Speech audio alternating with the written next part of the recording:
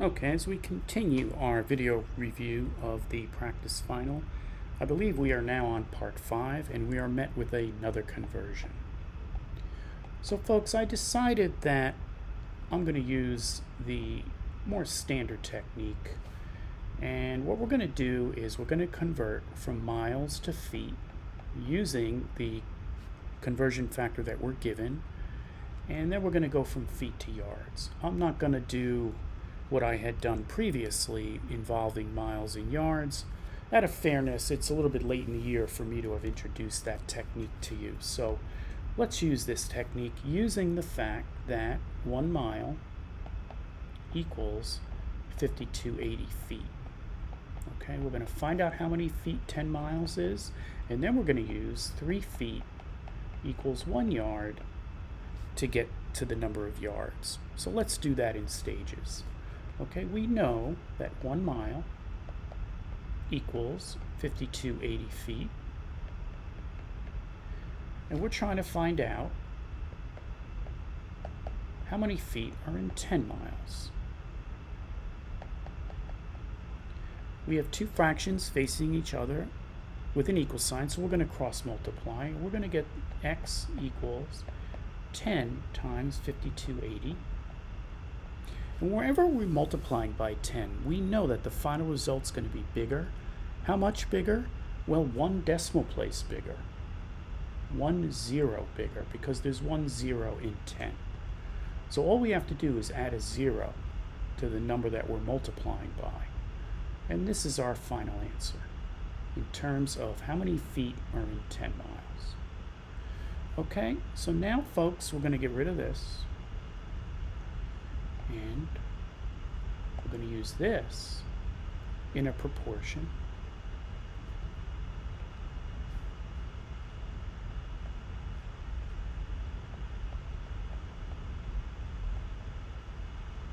We're going to try to figure out how many yards that represents. And we're going to use 3 feet for every 1 yard as the other side of the proportion. We're going to cross multiply. And we're going to get 800 equals 3x. We're going to divide both sides by 3. And when you do that on a calculator, let me do that real quickly. These 3's cancel out. 800 divided by 3 gives us 17,600 yards.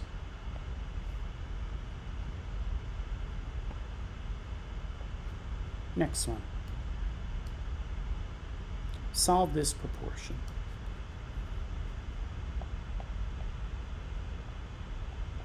I think by now you know that I'm a big fan of cross multiplication. I'm also a fan in making fractions smaller. But as I look at this, I say to myself, okay, 32 is 4 times 8. This is 2 times 9. I don't think that's going to be successful. So I'm going to jump right to cross multiplication.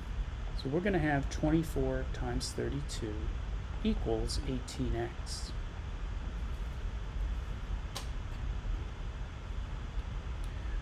Now at this point, folks, you can go ahead and multiply this out and then divide by 18.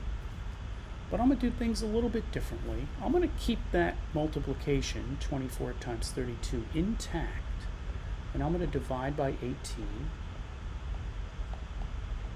So now I have x isolated, and I know this is my answer.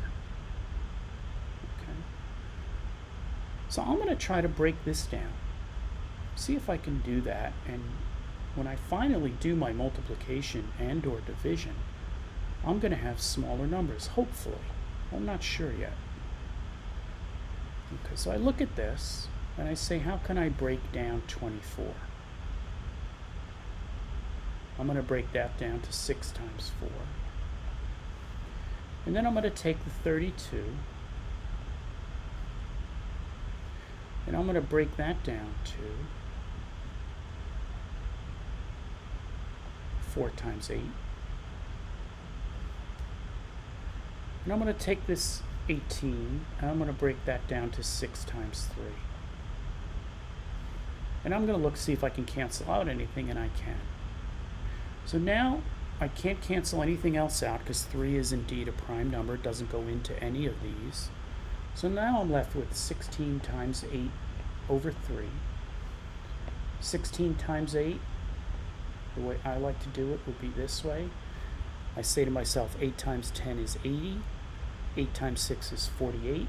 That's going to give me 128 over 3.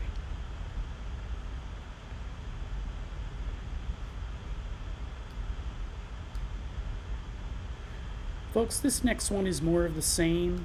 We're going to cross multiply and divide by 9. There's a decimal involved, but I think you know how to do that. So let's move on to this one. We have x over x minus 10 equals 36 over 54. This fraction, I believe, we can break down. So let's do that. Always work with the smaller one first. I'm going to call that 6 times 6. And on the bottom, I'm going to call that 9 times 6. That allows us to cancel these 6's out. 6 can be written as 2 times 3. 9 can be written as 3 times 3. So this reduces to 2 over 3.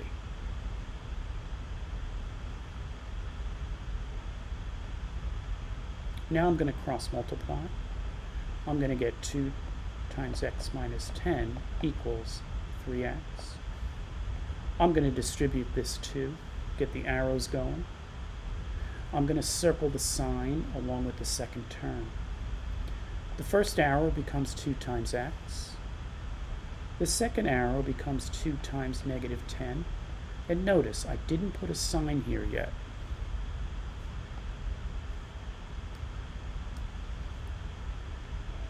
And that left side of the equation is going to equal to 3x.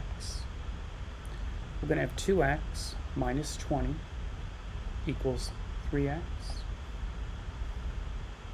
At this point, I would subtract 2x from both sides. And this would be x equals negative 20.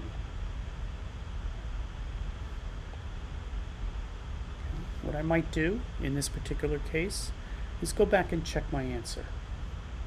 So let's do that. We haven't done that, but let's do that.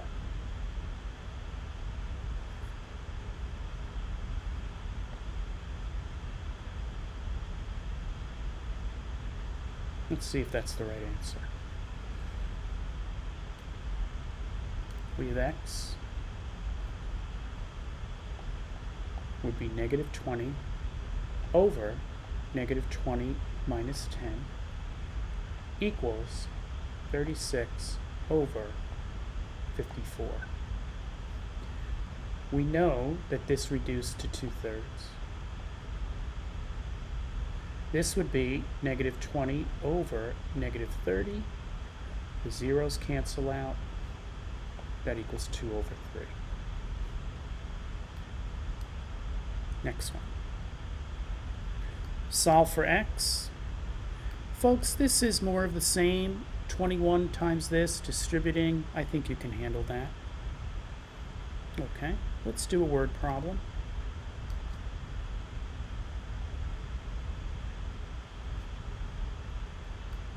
We have peanut butter cookie recipe, calls for 1 cup of peanut butter for every half a cup of oil. Whenever you see the words for every, that means you're dealing with a proportion and a fraction.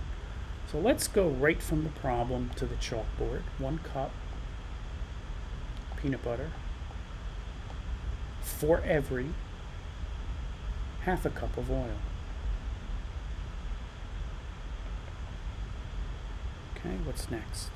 Today, he wants to make a large batch using 1 cup of oil.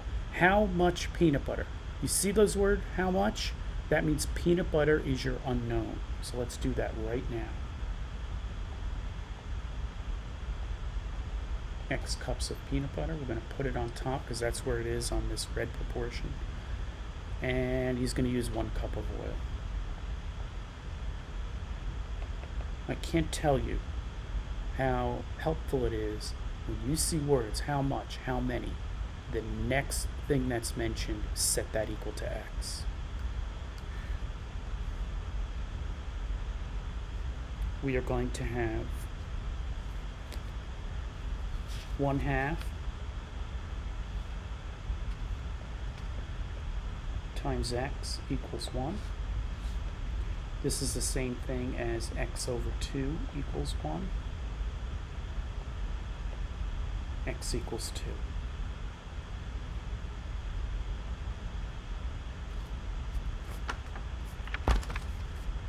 Next one.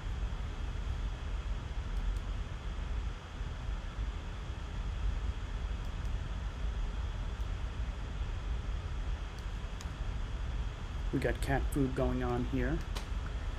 Okay, so we have wet and dry food. He mixes 5 of dry, so let's write that down.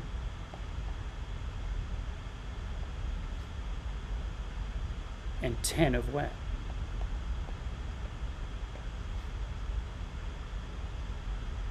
Then he has 3 of dry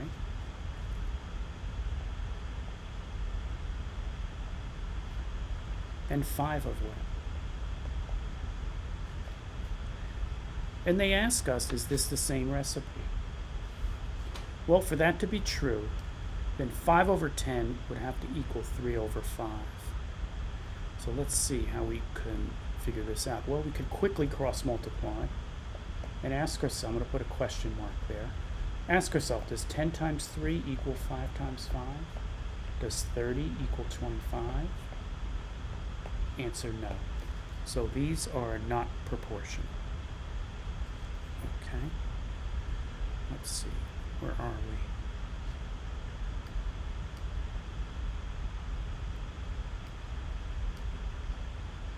I don't need my chalkboard for this, so let me get a little smaller. Let's see. Okay. Is this a proportional relationship between the x and y variables? In order for a graph to show a proportional relationship, you have to have a straight line through the origin. Those are the 2 criteria. We have a straight line, but it is not going through the origin. So the answer to this is no. Okay, let's do this one, and that'll be the last for this part.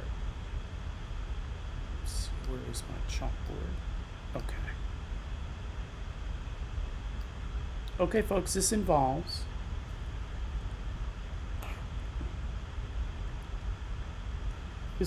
converting this mixed number to a fraction, and then setting up this proportion, and then cross multiplying. That's what I see going on here. So how do we convert -2 and 1/7 to an improper fraction? You do 7 times 2 plus 1. We're going to ignore that minus sign for a second. So we're going to have 7 times 2 is 14 plus 1 is 15 over 7. Now we're going to reintroduce the minus sign. Times x equals 20 over 21. We already know from a previous problem that that x belongs in the numerator. So let's put it there. We have negative 15 over 7 equals 20 over 21. Okay, folks, ask yourself, is x going to be negative or positive? It's going to be negative, because this has to be a negative number multiplied by negative 15 over 7 to get a positive number. So I'm going to ignore this minus sign. And I'm going to say 15x times 21 equals 20 times 7. Now, let's get rid of everything else. We're solving for x here.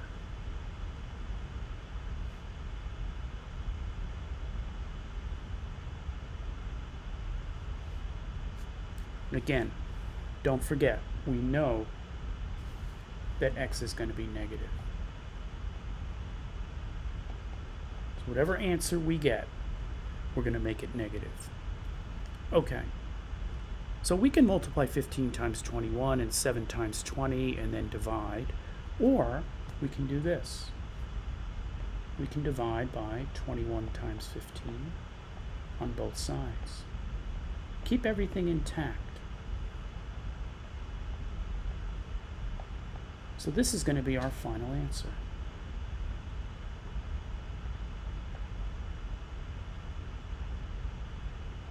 Okay. But it's going to be negative like we talked about. I'm going to break down 20 into 5 times 4. 7's a prime number. I'm going to leave it alone. I'm going to take this 21. I'm going to break that into 7 times 3. And I'm going to take this 15. I'm going to break that into 5 times 3. I'm going to cross out this 7. I'm going to cross out this 5. We have 4 over 3 times 3 surviving. 4 over 9. And then we bring the negative in. There's our final answer. Negative 4 over 9.